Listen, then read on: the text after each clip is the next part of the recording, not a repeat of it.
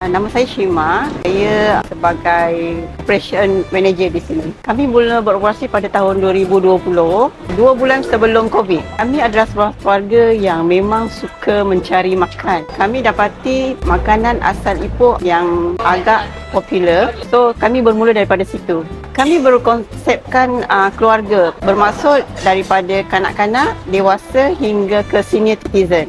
Kami beroperasi setiap hari, bermula daripada pukul 7.30 hingga pukul 3.30 petang. Kami sedaya upaya untuk memperbaiki kualiti makanan kami. Kita akan bertanya kepada mereka bagaimana kami boleh improve, apa rasa menu kita pada hari itu. Daripada situ, kita lebih mesra pelanggan.